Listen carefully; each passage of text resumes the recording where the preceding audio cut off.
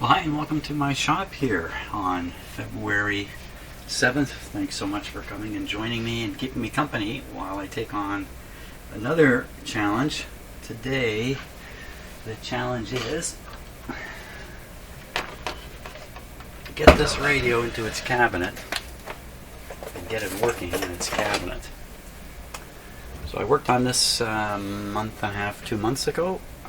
Big problem with this guy was simply all the wrong tubes were in it. Now the right tubes are in it, and the owner has provided me with the cabinet, which is small enough to go up on my bench, I'm pretty sure. Just move the camera out of the way, bring it in here.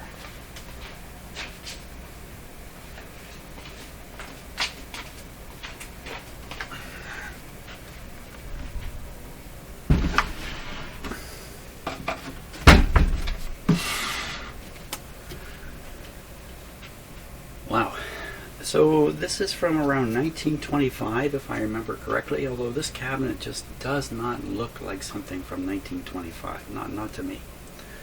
Not just the fact that it's in really very good shape, because it is. The style of it just doesn't strike me as being that old, but it must be that old. So let me see if I can fit the receiver up here too.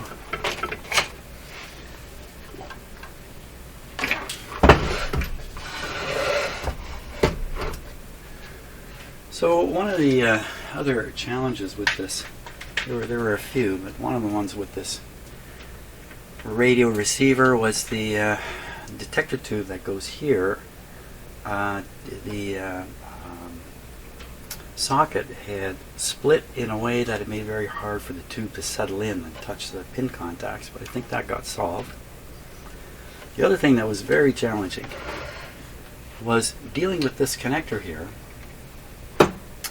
for which I did not have the mate to go in it, so I arranged a kind of a crazy pin arrangement maybe done with nails. Oops, kind of whacked the microphone there.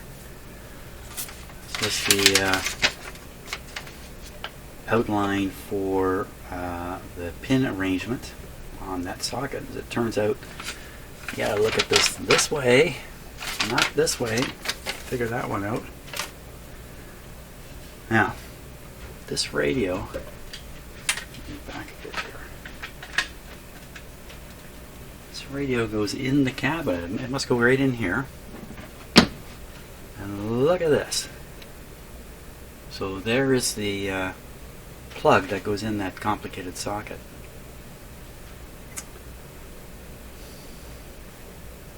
The wires seem to be in great shape. We got to find out where these wires go.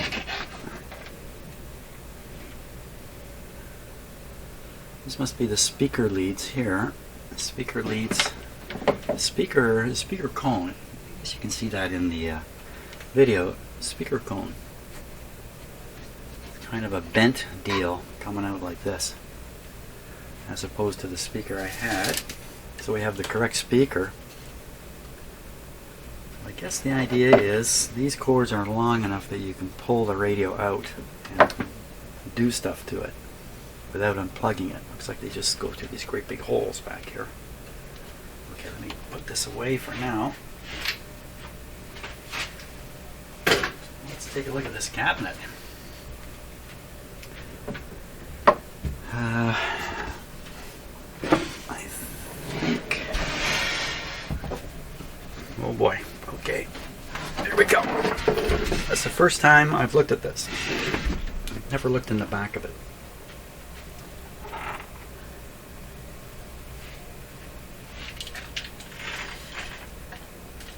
That's a pretty classic horn speaker there. The horn obviously bent around and then shooting out the front. Maybe you could use this as a microwave receiver if you wanted to. There's the cord coming from it. It's in very good shape. Very good. But here's the old wow. Here's all these other wires here. What are they doing? They're labeled. Oh, you know what? This is probably intended for a battery. It's got a bunch of holes down here. It's got these terminals. I wonder if the idea is you have your battery sitting out here somewhere, maybe in another box or wherever, and you're hooking up the battery leads to these terminals. It's got something down here too. So this panel is not coming off, that's for sure. So what do we got? We've got loose wires, and they're labeled B plus 90, B plus 22 and a half, B minus. There's another one here, but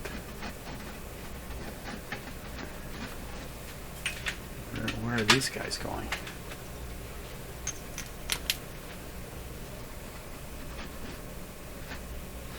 These are probably heading to these terminals down here. So there's, I would say it's two pairs of wires. There's two labels, A plus. The wires are the kind that are going to crack if you do too much with them. A minus and A plus. So that's referring to a battery. B minus, B plus. So these must be the original labels from, it says yellow. Oh, can't really see with that light, can you? Too much. It says yellow, but yeah, make that yellow. Hey, there's a little bit of yellow on it out here. And this one says blue. Wow. I don't know. I don't know if you'd call that blue or not. This wire appears to be replaced. This doesn't feel like an original. These ones all feel like originals. One replaced one, B plus 90, and there's a little bit of tape right here. I think somebody has replaced it right here.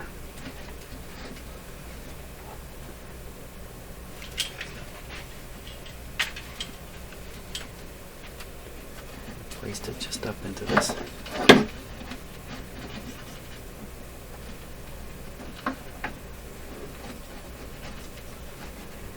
Bundled unnecessarily. There's two separate ones and then a bundle.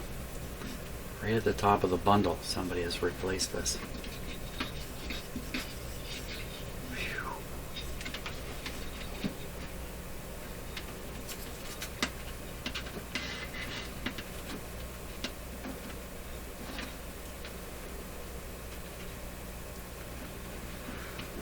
Okay, I guess we could assume that's okay. It's a little pretty flimsy. I just assume it's continuous through there. Well, it shouldn't be too hard to figure out what to put where in terms of supply voltages because everything's labeled.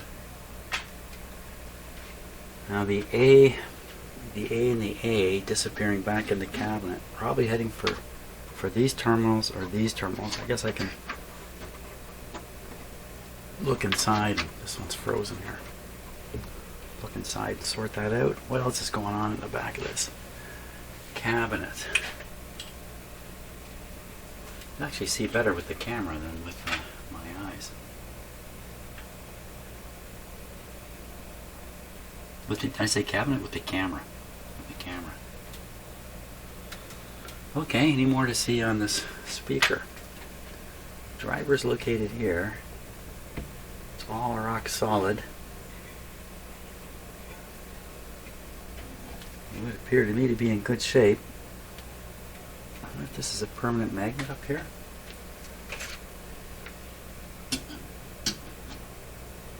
It is, but not particularly strong. I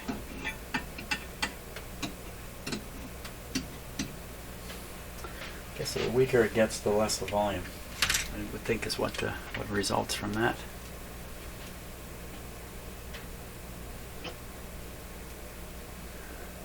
Sure looks correct and original. Let's find out where these two wires go, the A minus and the A plus.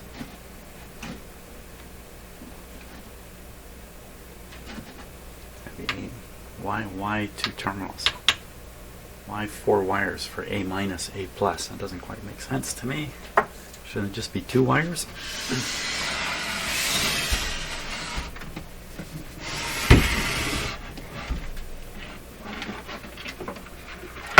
Got the number 25 chalked in there.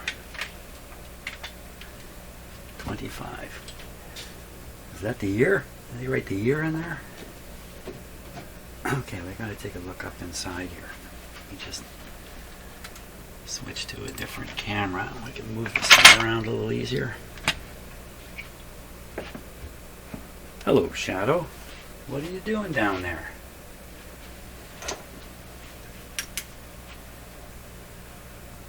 Okay, so they're labeled down here too. 2 of them are. So one says ground or loop. Ground or loop. The other one says antenna or loop. So I guess what they're saying is you can hook up an antenna wire. If you do, then you use this upper wire as the antenna wire and then ground the lower one. But if you're going to hook up a loop antenna, then you don't worry about anything. You just hook the loop up there. So that's on the when I'm looking at it, that's on the right side, left side. That's on the left side. Over here, you see some color left in the wire there. There's no label, so that explains it. So that's why. So this is an A minus and A plus, or vice versa, one way or the other.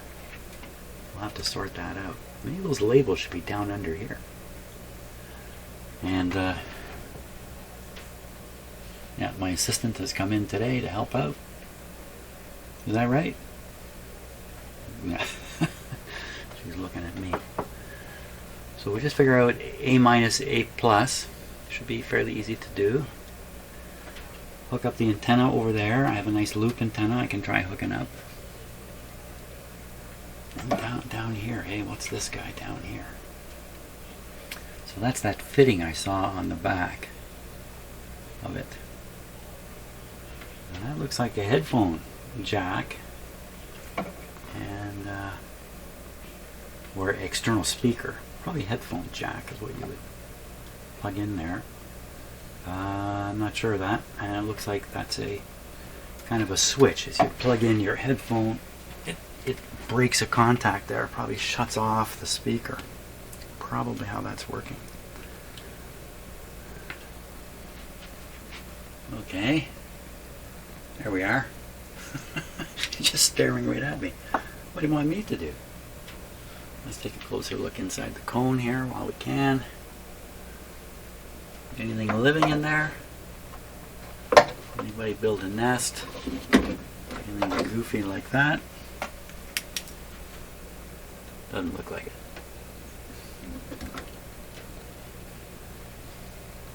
No, nothing in there. Very good. Okay. What do you say we stop for a little bit, Shadow, and I drink some coffee, and then we'll start putting this together and see if we can get it working today. What do you say? Good cat. Good cat. So I think step 1 is get the radio ready to put back in the cabinet. So I'm peeling off these temporary labels I put on the tubes. Leave those on.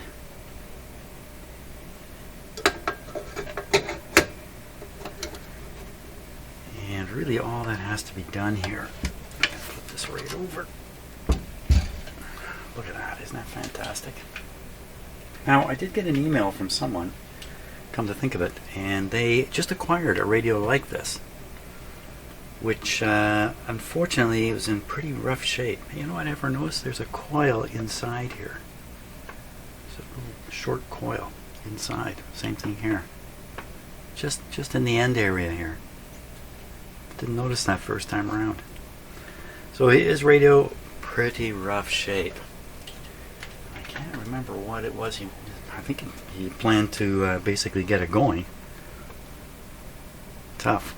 And this was the output transformer, or not output transformer, but could be interstage transformer that's failed, and there's a bypass put on it. There's a capacitor there done by someone else. Okay, it's all coming back to me. The reason I have this up here is because we need to put this back on. This is just the cover.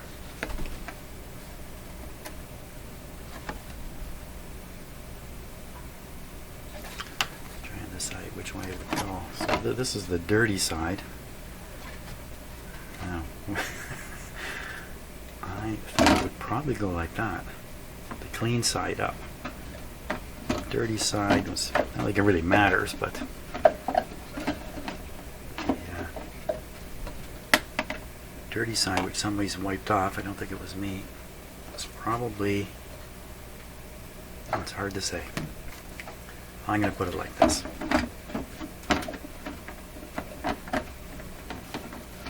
Looks like there's washers there. I've got to pop these screws out.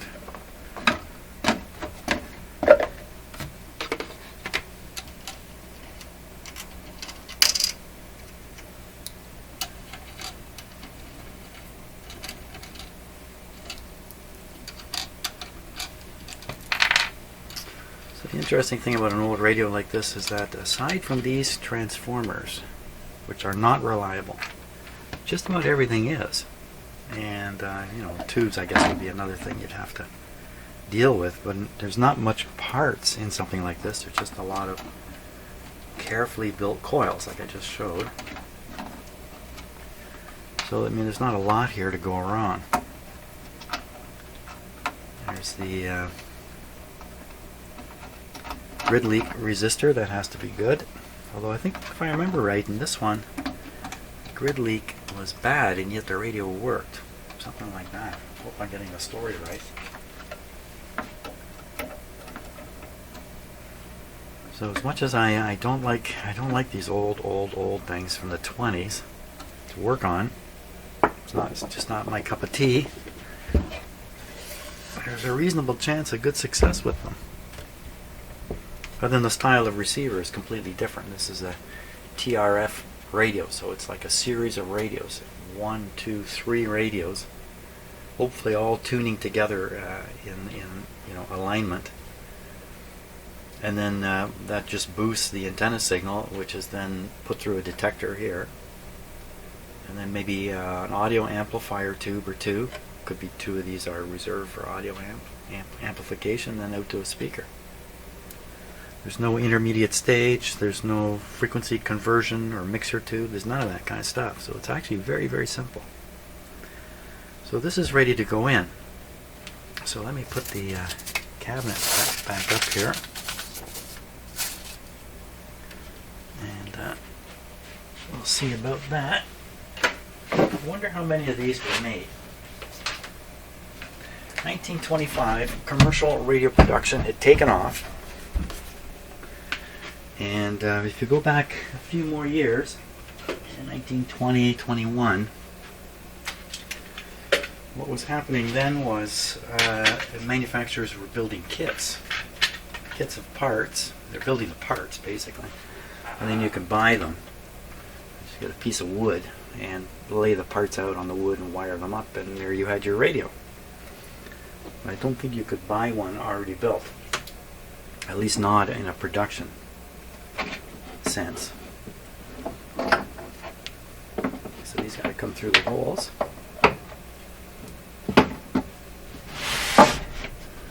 By 1925, I think manufacturing radios was going along. I mean, look at this thing. Okay,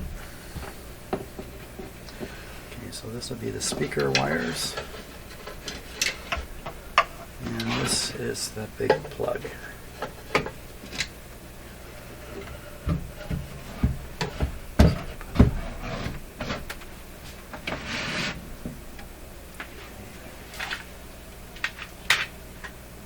simple operation here.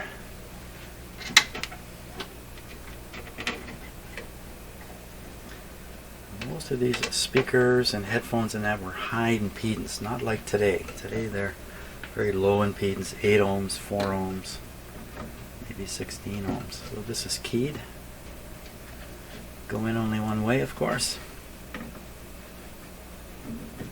There it goes. That's in. It's quite a dandy plug in itself. And we have the Magnavox plate there. Let me just take a look at that. So this is probably a serial number here, 3409. So we could guess 3500 at least when this one was made.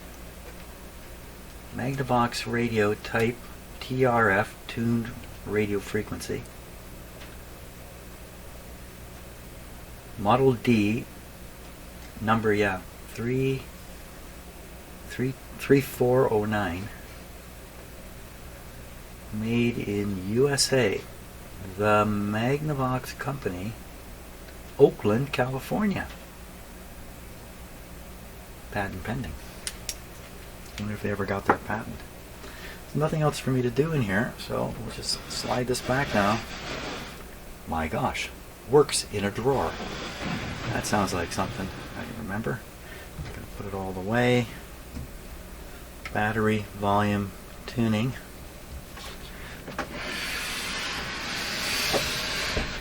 Let's take a look back here now.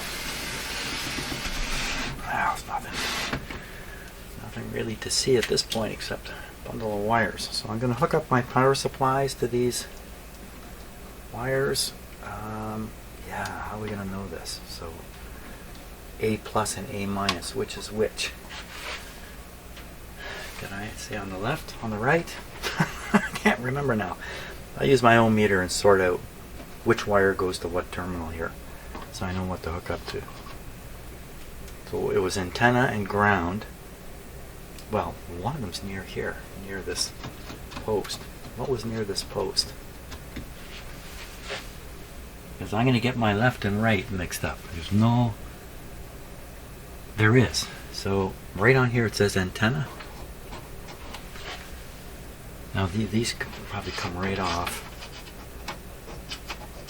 No, they don't. Good, so these haven't been swapped around. This one over here is kind of broken, partly broken. There's still some words there.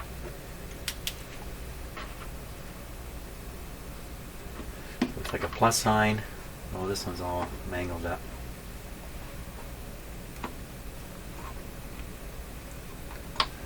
If I put a tool on this, give it a crank, I think I'll shatter this and we'll just have a metal post sticking out. Better to leave it as it is. Is that really a plus sign there? I think so. Okay, so I'm going to flip it around, I'm going to pull that out, look and make sure the antenna connection is near this post. Antenna at the bottom. Let's double check that.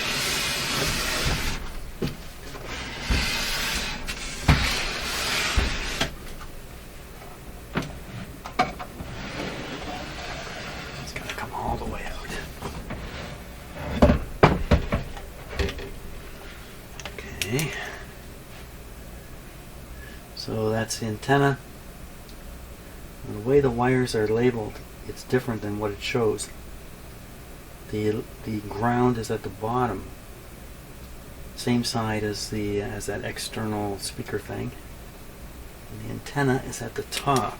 The words were the other way around, were they not? Antenna at the top. That's kind of how you would kind of imagine it would be done. Put the antenna above the ground. The antenna is above the ground in the real world.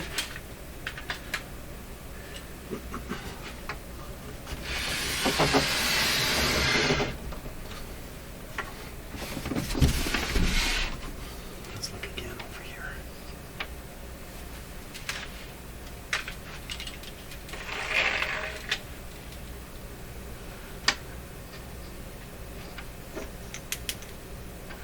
Well, it clearly says antenna.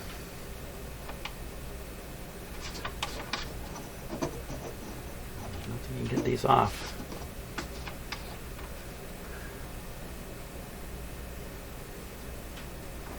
I don't see anything written. Oh yeah, GND. I can see the N. Yeah, GND. These are actually backwards. Gee, I wonder if that caused a problem. Which, well, something is backwards. Well, maybe the wire labels are backwards. If you put a loop antenna here, it won't matter though. That's the primary thing. Now we got to figure out these guys here. I would normally put plus on top. Let's see if we can figure this out.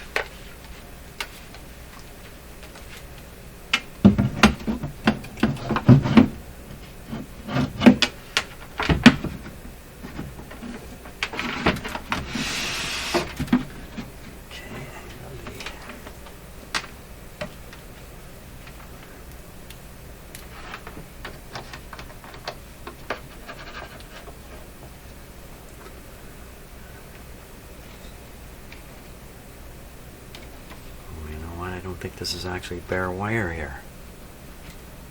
It looked like bare wire, but now I think it's a. So these are like they have the copper conductor, then they have some kind of cloth around it, and then they have another cloth layer over that, which is what you see. I need a pin or something to poke through there.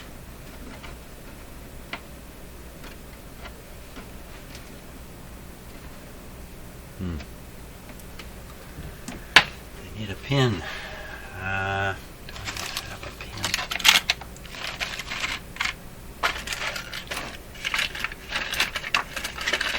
Somewhere I have a pin.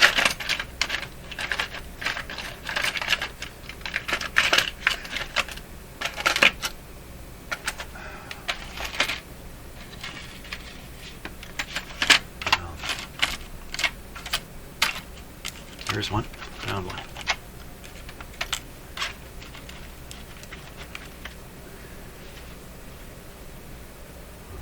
So we'll pick on the plus one.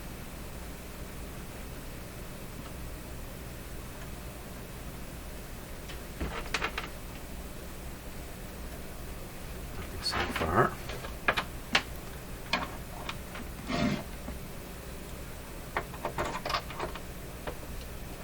This is not going to go in.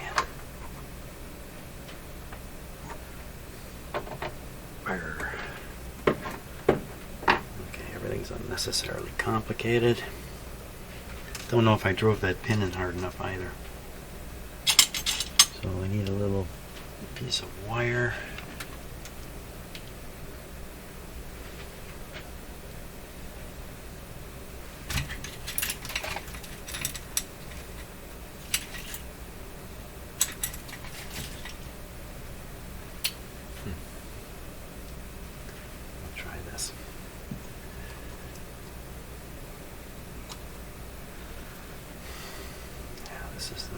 This many flimsy connections here.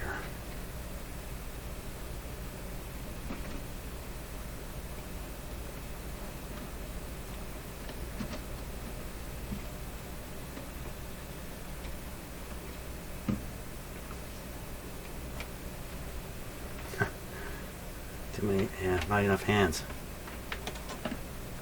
Yeah, this isn't going to work. Okay, I gotta sort something out here. Do this properly. Okay, so what I've done, it's a simple thing here. I've just clipped the clip lead onto my voltmeter, and I'm gonna clip this onto the pin, and then I'm just gonna mechanically work the pin through the wire, and if I make contact, we'll see it. As long as I'm looking. Kind of randomly, I can only go in this terminal here with my voltmeter, so we'll try one wire on a guess and then try the other. Here we go. Pretty sure these are solid conductors inside here. No, let's just do this first.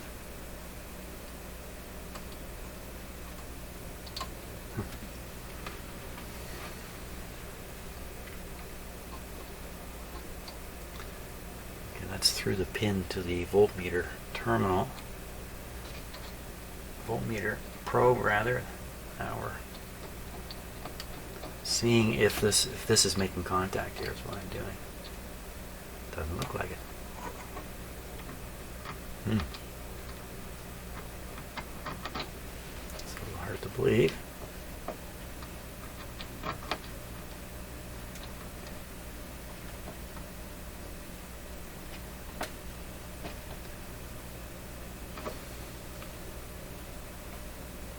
Should get a 0 on here, wouldn't it? Okay. Okay, so this is making contact now. Back up here. Thrust the pin into the wire. There it is. Excellent. Okay, good. Now we know. Do we really know?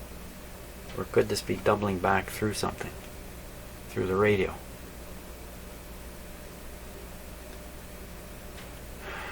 I think if I can get a 0 on it, you can be pretty sure.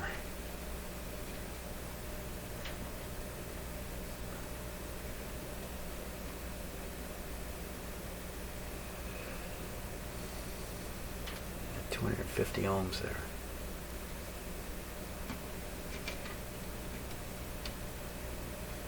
Kind of poking a lot of holes in the insulation. Here we go. So looked like 170 there for a moment. Ooh, okay, we're right through. Oh, there we go. I'll take that as a 0.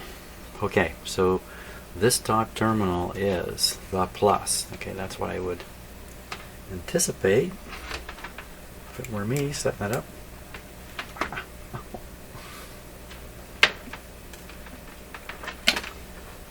You work with pins, you're going to get stuck at some point.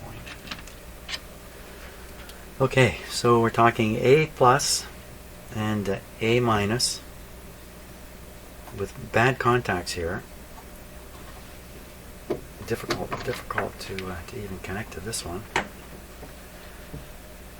A loop antenna here, and then we need 2 more power supplies. We need the oh, this is B plus detector on it. Yeah, 22 volts. And where I can get that from. And this one over here is going to be the 90 volts. Okay, so I got some equipment to set up before we go to the next step. Okay, so I've hooked up the wires over here. Working on these. I want to loosen this. Sprayed a little bit of deoxit on it, just a wee little bit. And yes, I'm putting a big wrench on it, but I'm going to be very careful. See if we can get it to loosen up.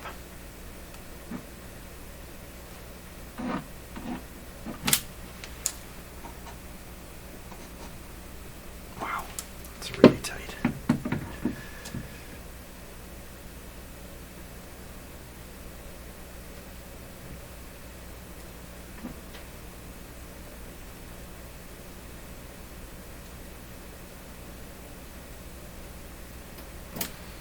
So I'm going to give that a couple of minutes for the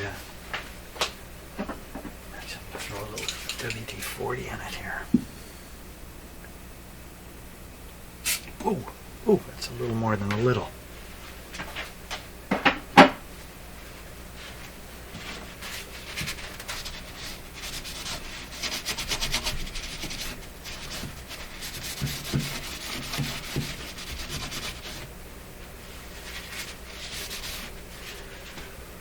Okay, I'm going to give that a few more minutes and see if it doesn't loosen up. Okay, a little more deoxit.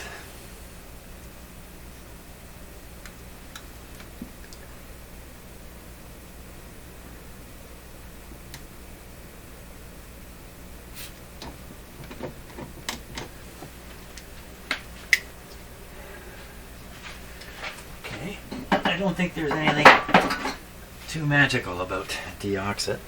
Let's just wiggle this a little more. It's to help the stuff penetrate in there. getting more and more movement.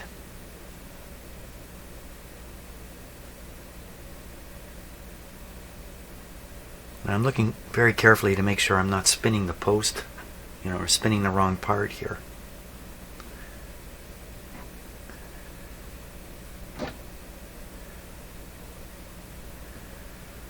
Okay, I gotta imagine that stuff has flowed up inside pretty good. Oh, look at that. Hey, there we go. There we go.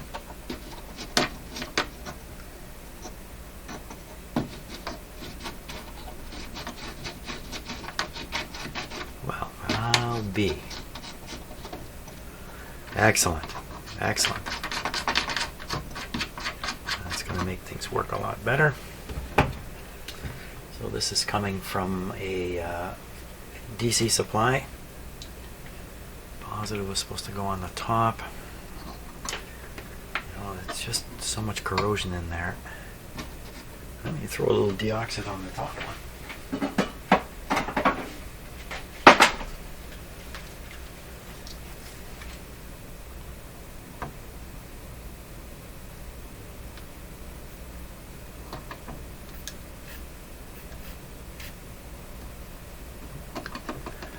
There we go. Okie dokie. What about these? What about these?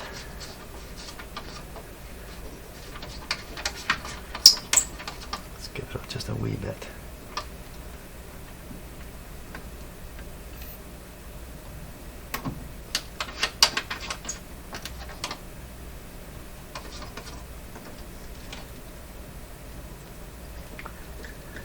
Just a tiny amount. Just a little dab will do ya.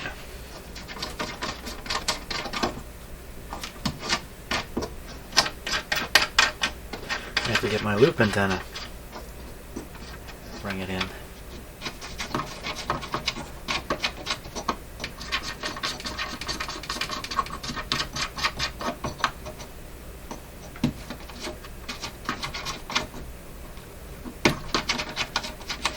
Great. Loop antenna next. So what I'm going to do for these terminals, because you can't put clip leads on them very easily, so I'm going to make little copper extension wires sticking out of each one. I'll be able to clip to those, and that should work pretty well. So here's a look at the loop antenna that I'm going to use. Now this is a junk box special I built when I was in college. What did I have when I was in college? I had nothing. So I just took whatever I had. So you can go on the internet, you can find all kinds of excellent instructions on how to build these and build them better than this one. There's nothing special about this. I've been asked a number of times about the dimensions I used. So here's the dimensions. This is a broomstick I found that cut in half. That's how I got this dimension. The amount of wire I had was enough to go around, I think, 5 times around. And then this is the pickup wire on the inside here. Absolutely no no real design behind it. I have a tuning capacitor here that works against the outer coil, resonates the outer coil, and that's what really gets going, and then it then transforms into this wire, which is hooked up to the radio. That's how that works. Seems to work okay. I'm sure you could do a better job of it if you took the time and had the stuff. And like I say, lots of instructions on the internet on how to build those more properly. So let's just go over what I've done here to make sure it's correct.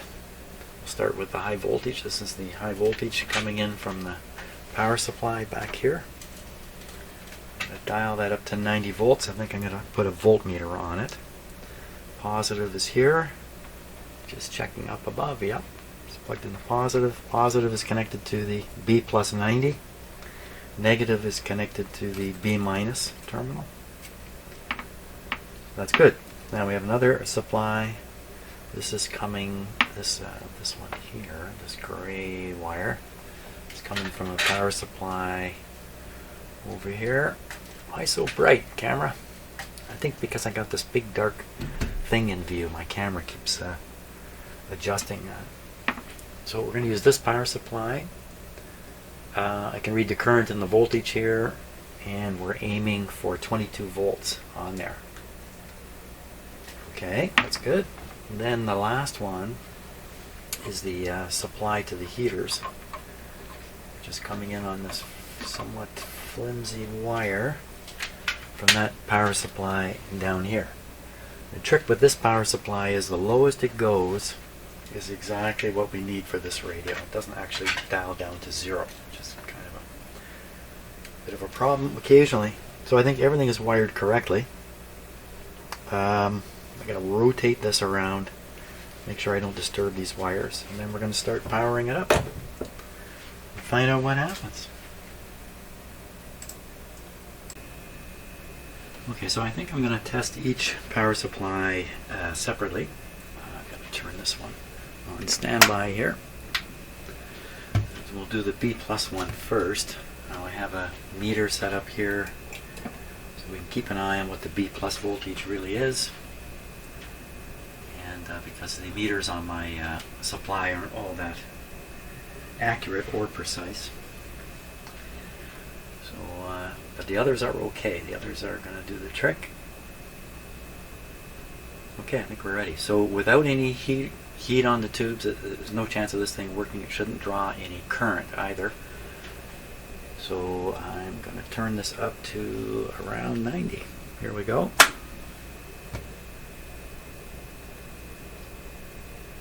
So even at 0, it's putting out 28 volts. Does that make sense? Yeah, there's a little decimal point it wasn't showing. 3.4 volts. Okay, up you go. Up, up, up.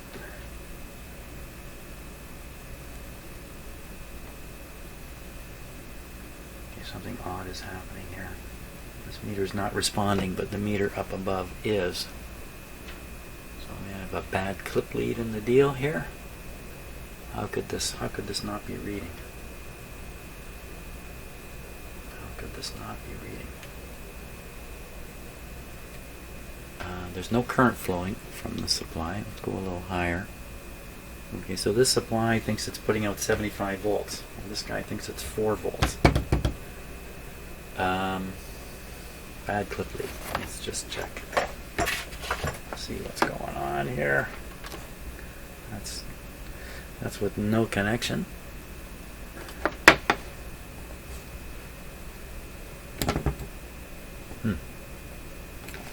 Okay, let me bypass the clip leads entirely. I can take one off here.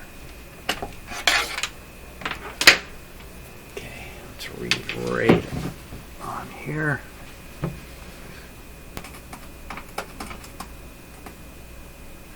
That's more like it. What's up with the clip leads?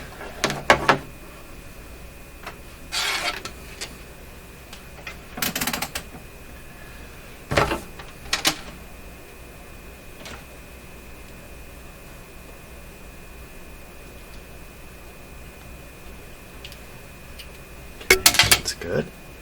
I've been using this black one a lot lately.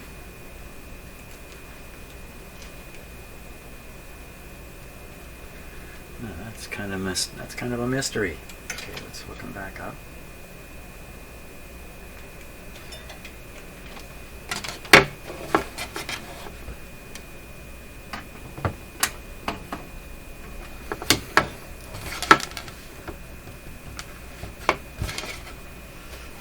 Go.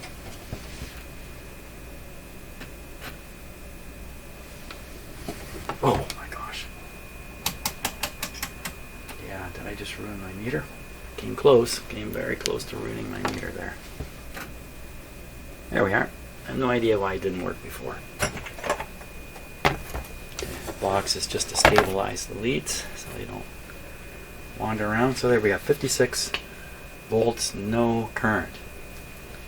Good, that's perfect. So I'm going to reduce it. Okay, we'll put it on standby. There we go. Oh, that's weird. Look at that.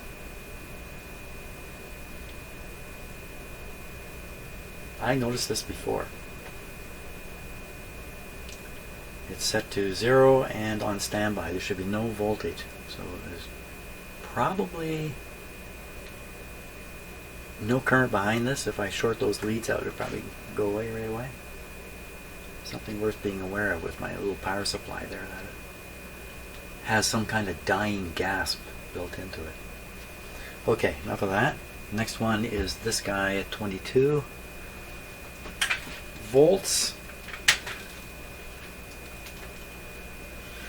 This one here, set it to 0, have it read volts to start with. Crank up a little bit. There's like 7 or 8 volts. What about the milliamperes? Go up higher. Milliamperes staying at nothing. Go all the way up to 22. That's 22. That's the detector V+. Still showing no current. That's just what we want. Down you go. Okay, the last one to check is the one that's going to heat the tubes up. That's this guy back here. Make sure it's set to nothing. When I flip it on, it's going to put out, it's very hard to see on that meter, about 5 volts right away. So it's really hard in the camera, it's all blocked by this. So it's a voltmeter and an ammeter here.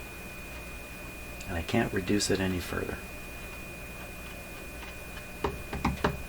Let's just absolutely double check that what I believe is the case is the case. Let's pull this out, flip it on. He jumped right up to just over 5 volts. Okay, can't do anything less. We used this before. As the voltages relax in there, at some point a warning comes on. Like a stick shaker. That might take a long time. We'll drain it. If I put this in, it should drain it. Oh, but only if that is draining it now. This switch down here has to be switched on. Okay, let's switch it on. Okay, so you heard the as that power supply died off. So I discharged it through the tube heater. So all is checking out here. Very, very good. So I'm turning off the battery switch on the front. Okay, making sure this is down. That's in. Power on. Okay, we're almost ready to make it operate. I flip this on. Watch the current come up on this meter here. This one, if you can see it. A little hard to see in the camera.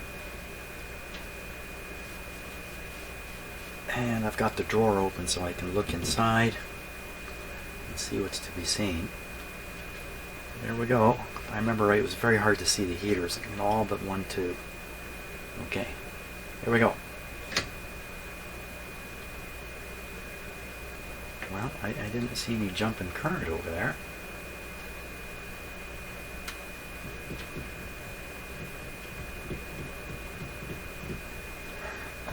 Each of these tubes is drawing a lot, a quarter amp or so. I have the feeling we've hit a failure point here. Let's pull this out a little further. And take a better look inside. I gotta shut the lights off in the shop here.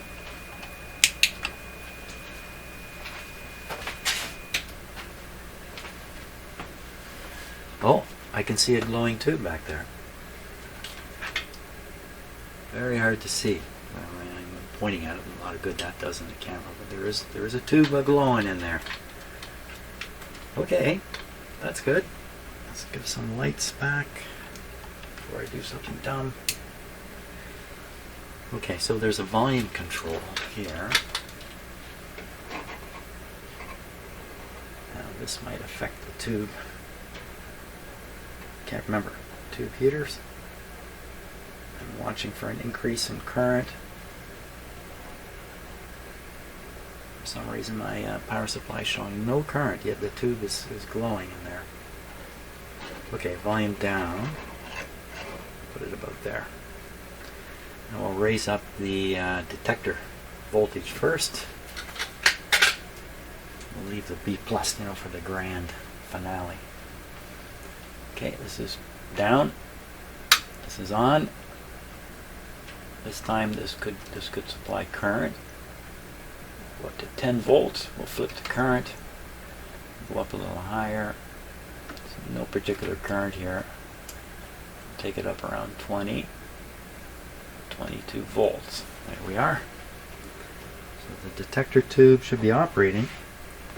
Now we're going to fire up the rest of the tubes with the B plus, which should show up here. I've got this on volts like a smart guy. I've got it on the right thing. Okay, we're going to flip over here. And then we'll raise that. And when we get up to 60, 70 volts, we should hear something. Not sure what. Here we go. Here we go.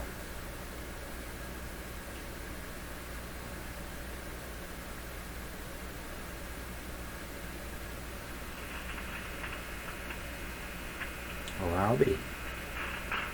Okay. Can stop there. 85 volts. Check the volume control. Doesn't seem to affect the volume at all. Okay, tune the radio. Now this is hooked up to a tuned antenna.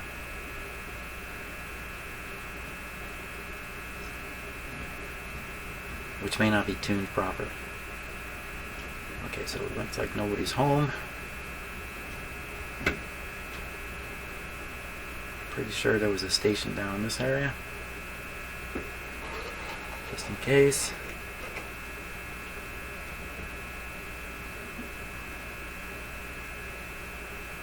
Okay, so what we will do is we're going to switch over to a known signal from the signal generator here. Let me turn it on. And let me fiddle with the antenna. Tuning. What's that?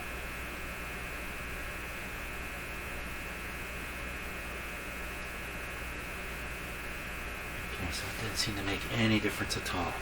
Now everything's hard to get at around the back. So what I'm going to do is I'm going to switch to an outdoor antenna, a long wire antenna. And I have to figure out how I'm going to do that. Move this cord here. So yesterday I was busy in here playing around with the antenna feed that comes in my shop. Trying to discover why a large portion of the signal doesn't make it down here. I really didn't figure that out. Okay, so what are we doing? We're going to go disconnect this antenna here. So this is the feed to the radio. Okay, we would hope this would make clicky noises and stuff. We could have a tube that's not in its socket properly.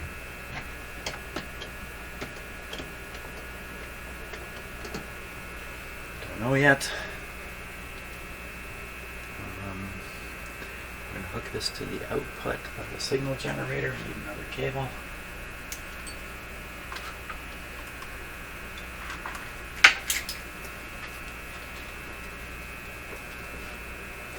This way I can pile in a pretty strong signal. And that might just overcome whatever is going on.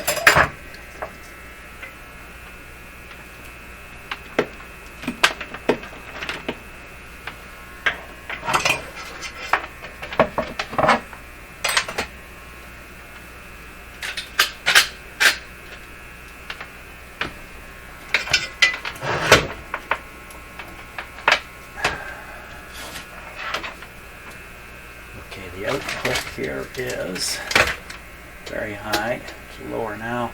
Frequency is 15 megahertz. That sounds a little out of range to me. So we'll put it about 1 million, about the middle of the range. I'm just going to check calibration here. Okay. So that's a moderate signal coming out of there, heading here. So we'll connect it up. Oh, heard a little click. Just connecting it up. Didn't hear anything. Really hope to hear some crashy sounds doing that.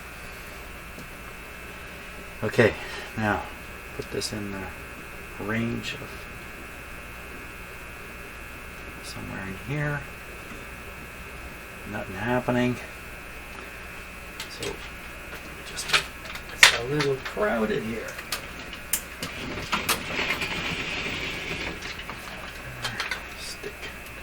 Stick you way over here. I mean, there is a sound coming out of the speaker, so we know the speaker works. That's a thumbs up right there. I'm going to jack up the power here. Give it. It works. Then I'm going to tune this guy, signal generator, and try to come across where this is tuned. So I'm going to tune this downwards a little bit. So I would guess that's 900, 800, somewhere in that range.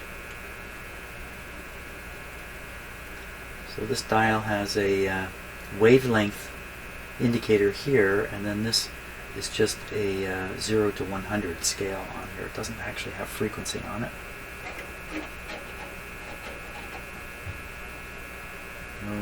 No crashy sounds here either.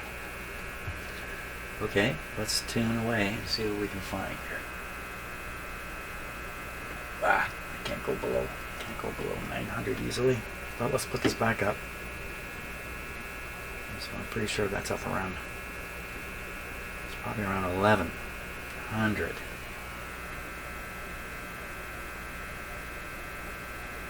Nothing.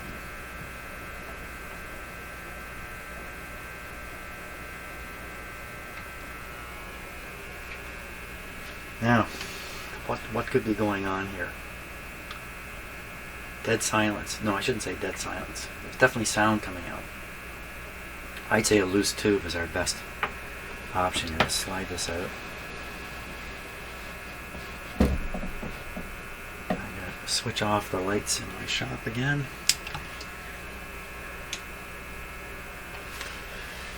So I can see 1, 2 tubes heated. These are really hard to see. 3 tubes heated. And the detector tube is heated. This one forward tube. I don't really see that it's heated. Okay. One tube. That's this one. Unfortunately, I'm really surprised my current meter hasn't gone up on that power supply. So it should be up around an amp or two.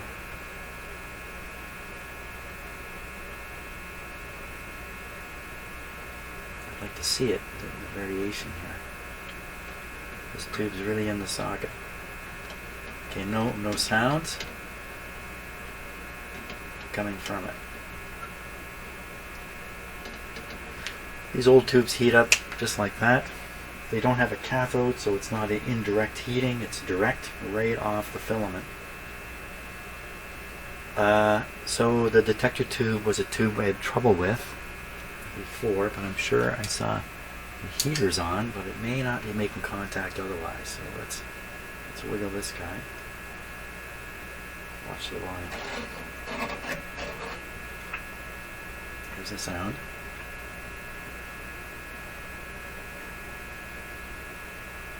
Just keep this on so we can keep an eye on it. It's definitely 22 volts on the detector.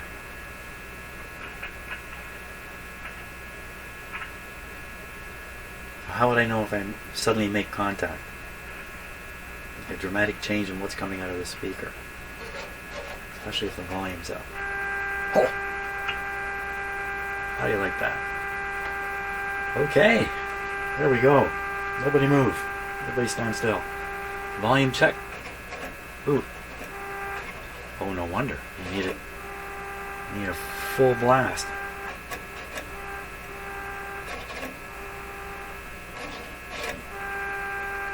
Okay, full blast. Now let's tune this and see what happens here.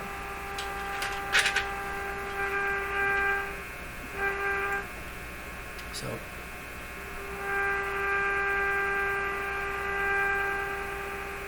that strikes me that there's a bit of an alignment issue here. It seems to be picking the station up strong in two places. 1, 2. Let's go in the middle. And I check to make sure that this is the 400 Hertz tone from the signal generator. Oh yeah. Now that's pounding quite a signal on here. Let's switch back now to the loop antenna. Actually, you know what? I'm gonna tune this guy down here. I'm gonna tune the radio using the signal generator to 590. That's our best bet at picking something up. 590.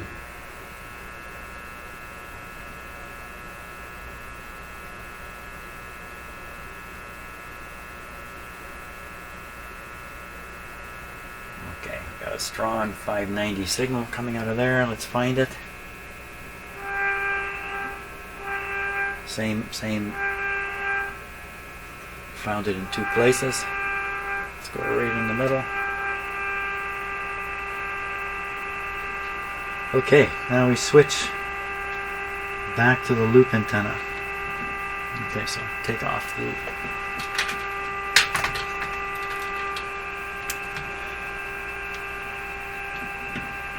the signal generator.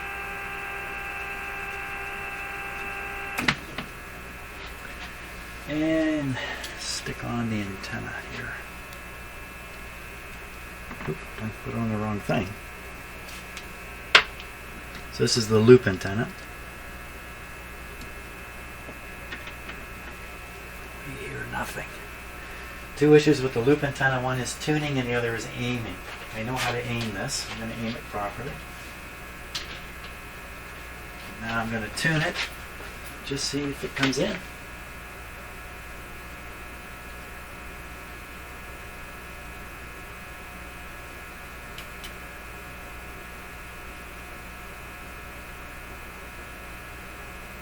The answer comes back no.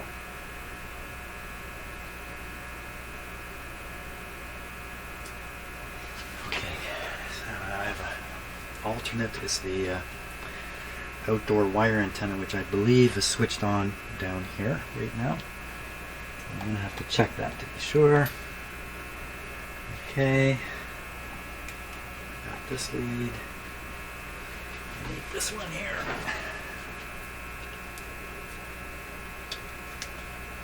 The outdoor antenna is actually a folded dipole antenna of some length, randomly installed on my property.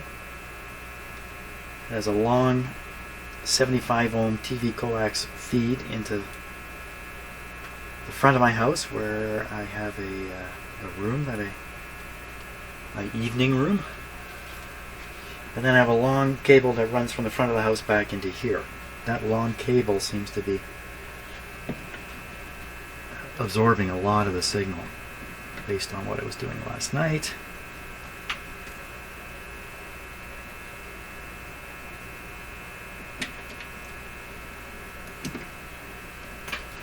Let's see what an outdoor antenna does. Okay, so nothing. So I was really pounding a strong signal on the radio to get that signal generator, which I will turn it on. That's an unholy level of signal. So what's coming out of this antenna? Let me just make sure I've done this right. Everything is plugged in and connected. Okay, man. Don't fool with the volume. Don't fool with the volume.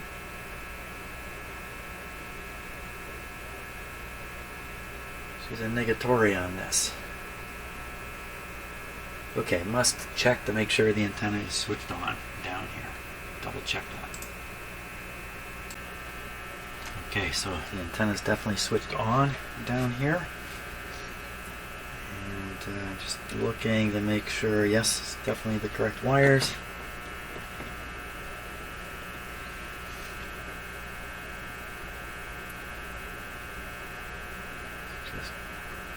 no sense that the antenna signal is really coming through.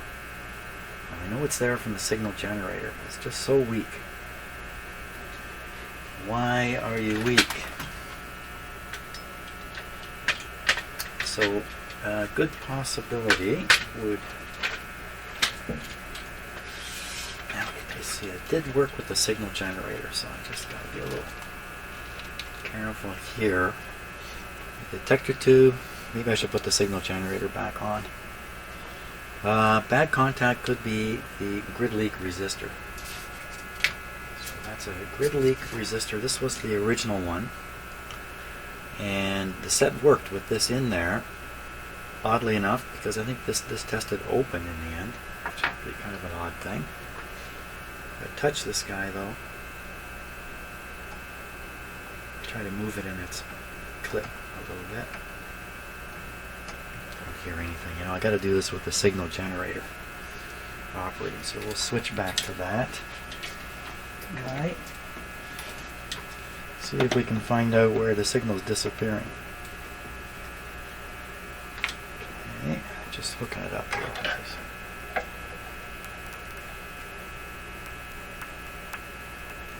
Hear that?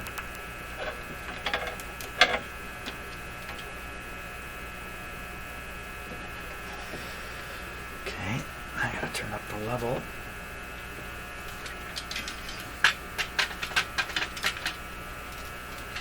You're crowding me. Okay, now this would represent a very strong antenna signal. And we're still at 590. I will go to the unholy setting.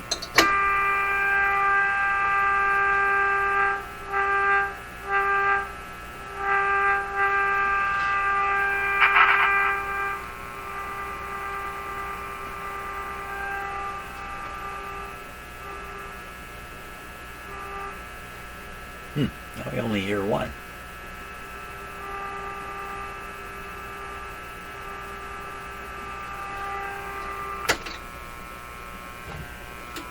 Okay, so we put it up on 1000 hertz tone, you can hear it. Volume, check here, volume control. Why do you want to be all the way up? Okay, a little bit of tube wiggling.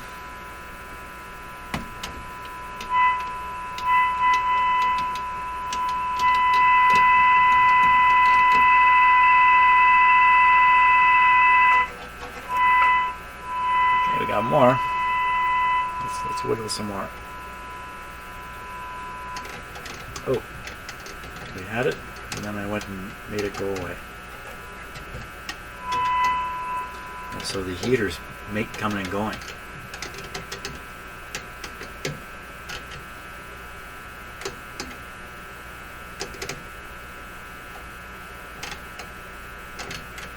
Going. It's not coming anymore. It's just going.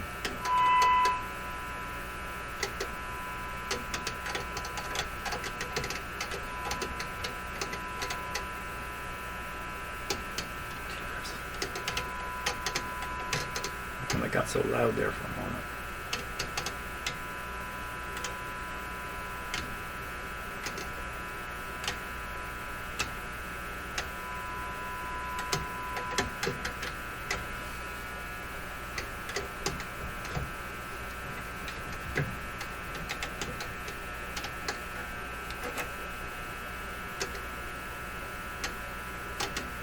Because I bumped this one without knowing it.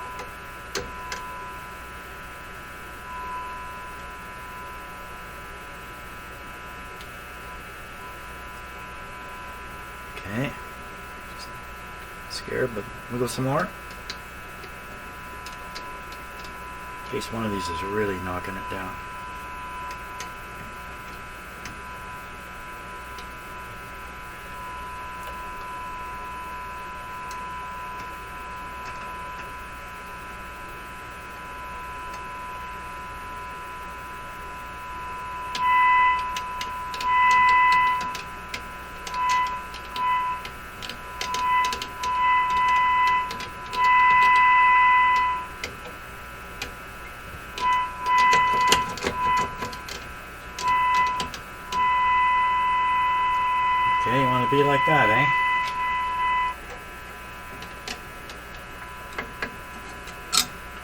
trying to wedge it. Can't see. I can't see.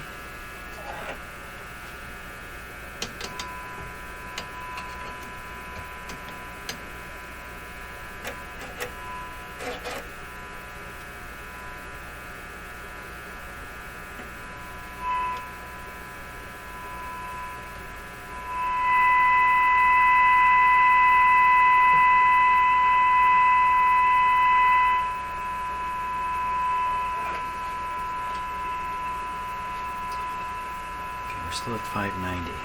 Let's get it just going. Just stay loud for a bit.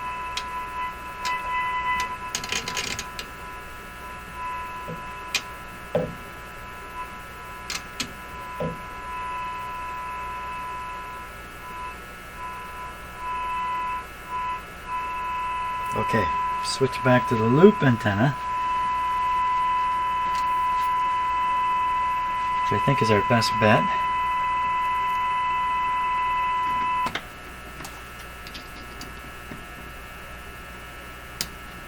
Okay, tune it.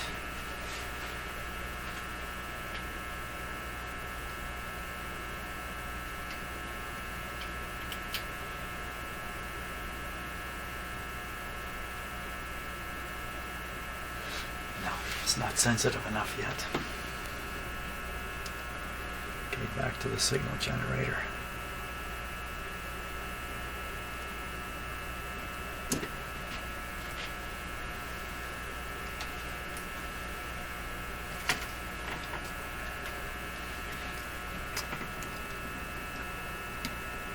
It's weak again.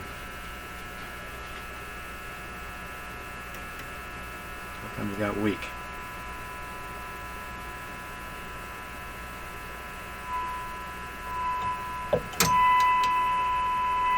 Okay, there we go.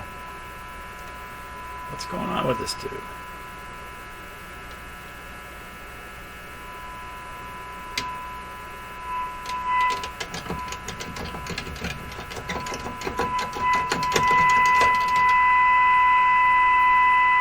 Okay.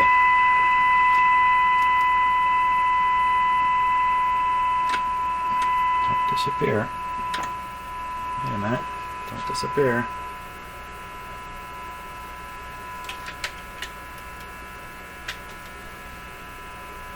Not very stable.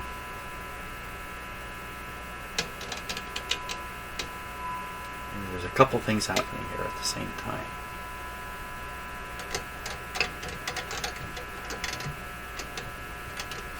Now there is.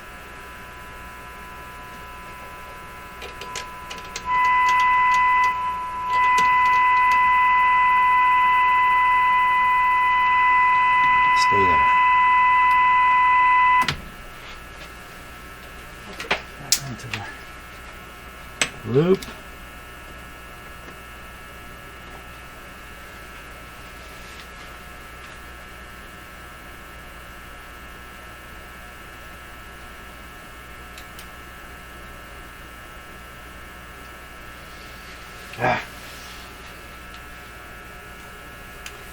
Does not want to pick up the loop.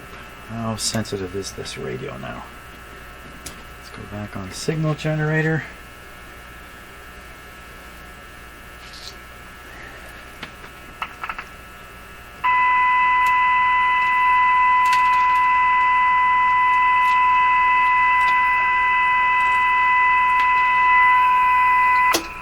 Oh, it's getting there. This now represents sort of a moderate signal from an antenna. So the fact that it can hear this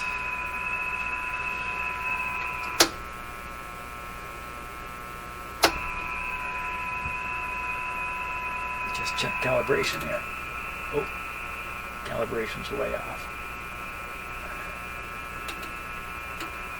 Okay, I can still hear it, just barely.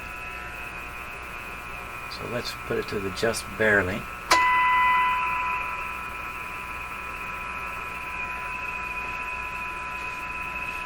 This should be able to pick up the station. Let's try the outdoor antenna again, which I have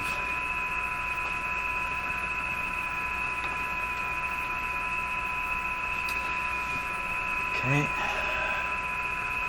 Signal generator over here.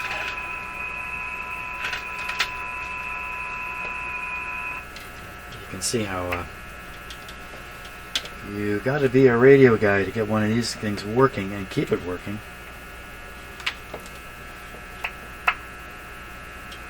Oops, wrong thing. Okay, outdoor antenna. Let's just go with the hots first. Oh, that's good.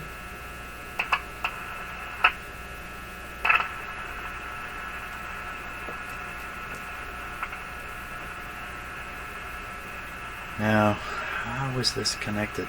You know, I did it at kind of random. Maybe I have the ground on the wrong side here. Let me just look back here. I cannot see. Need a flashlight to find my flashlight.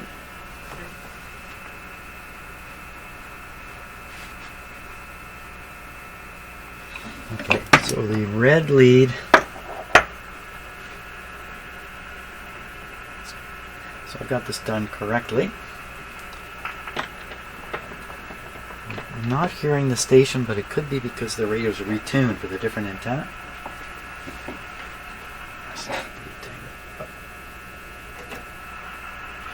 Very sensitive volume situation there. Come on, tune in something. Well, it's definitely working.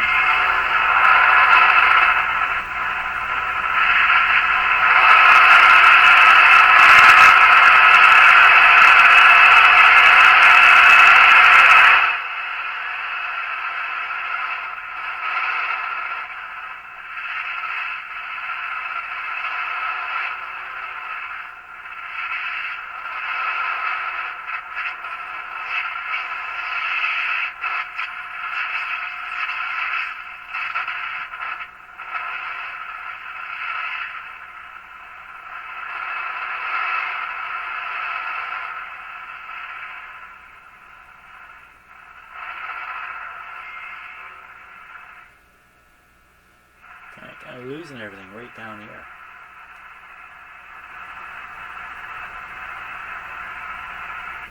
So I knocked down the microphone levels in here because actually this got pretty loud. More sensitive up in the middle. Let's move everything up to the middle here. In fact, the French station I think is around 900 anyway.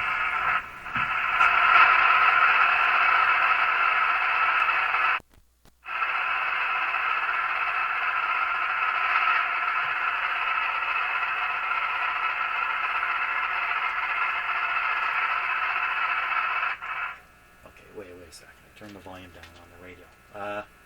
I'm going to find out what frequency that French station is on, and then we're going to go for it directly.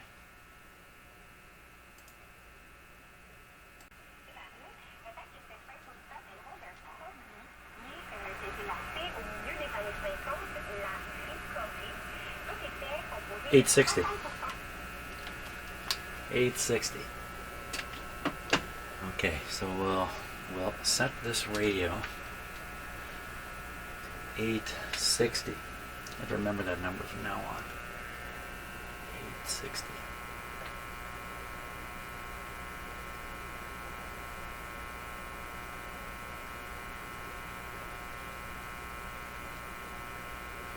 Okay, 860.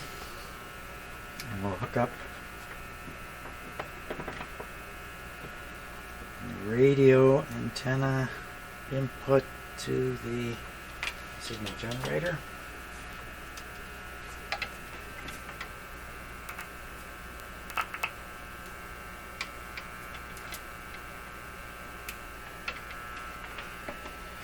Now let's put this up. That we should be able to leave it. I'll put it up like this. This should be a good enough signal. Now we'll try to find that on this radio. I heard it.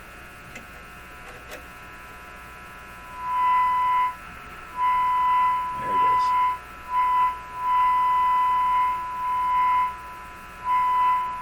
That's definitely, well, not definitely, but it sure appears like there's an alignment problem. There are some adjustments on the capacitor here that I've not attempted, and I'm going to have to. Right in here. There's the spot.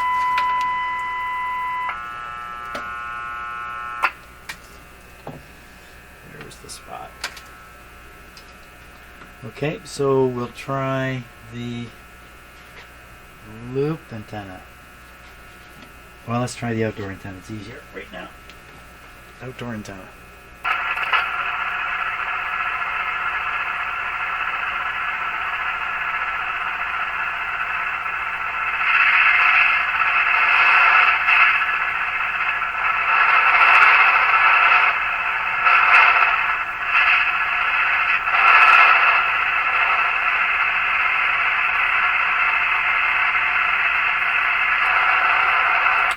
Nope.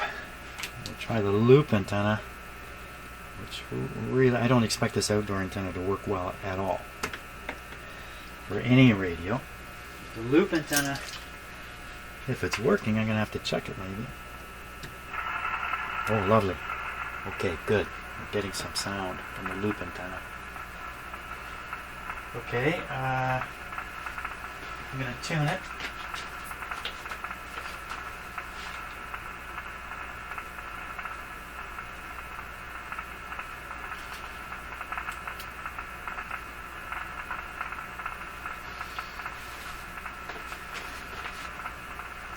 Okay, I think there's a problem with the loop antenna because tuning it made no difference on this radio.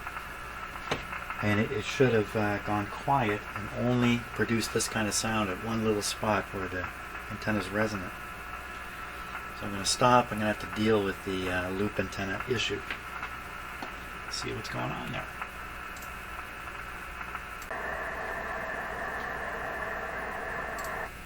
Okay, so we're looking at my SDR now. Here's the AM band. We want to go to 860. And there it is. Okay. So what I'm going to do is I'm going to tune the antenna and peak this up, or just see if the antenna does tune. This is my SDR is hooked up to the loop antenna right now.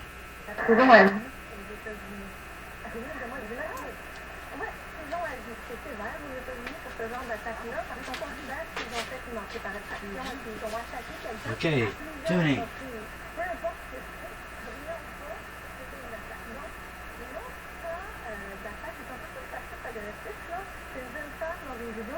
Qui repose Pénélope l'entièreté des possessions de son chum infidèle.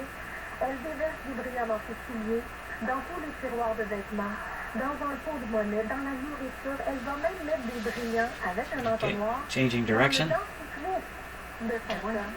Ouais, la vidéo cumule avec 2500 likes. Et là, vous allez voir sur Internet, ils mettent un bon, est-ce que ça existe? Il y a même une entreprise américaine que vous pouvez payer et puis couvrir quelqu'un de... Okay, let's go back to the other radio now. So what that showed me is the tuning peak in my loop antenna is not very strong. It's there, but it's not very strong. And the antenna is now tuned and aimed properly, so this is all she got here. Let's put it back on this radio.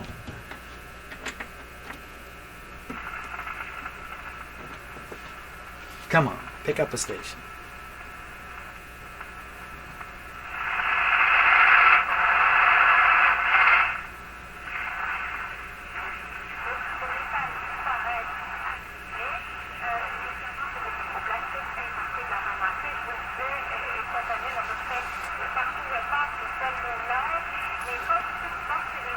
Got there.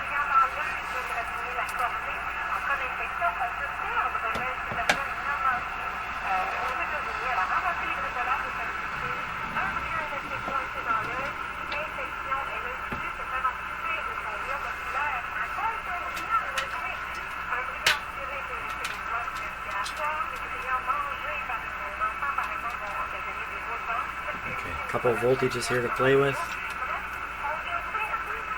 84. What if it goes down?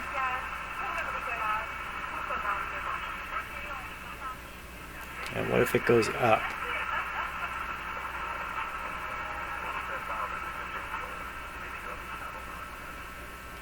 there's a sweet spot.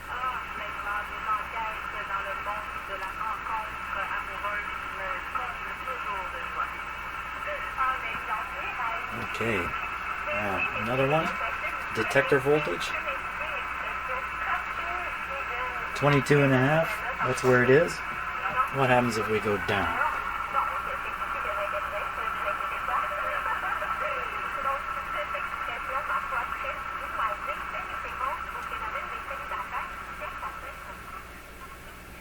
Okay, so around 10 volts it starts fading.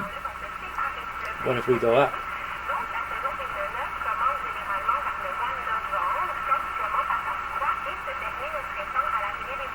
Just a wee bit more volume, it seems. Well, that's all we can do.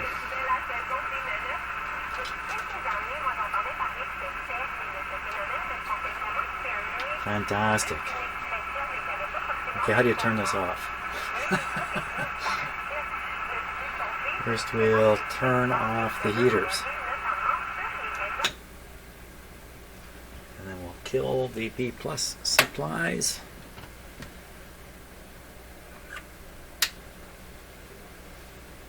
We'll turn off the heater supply. There we go. Heater supply has a fan. It's a little noisy. So there we go. Okay, fantastic. Really fantastic. So that proves everything's working in here. Again, you've got to be a bit of a mechanic to make this thing go. I think the owner's probably capable, but he needs some power supplies to make this happen. And you can see on the B+ voltage, if you don't have it around 84, or if you're up at 90, it may not operate. And if you're down at 70, it may not operate either. So having variable supplies, pretty important to make something like this work. But there we go. Okay. Thumbs up. I'm done. Thanks a lot for watching. And something quite interesting, I believe, is going to be in here tomorrow. See ya.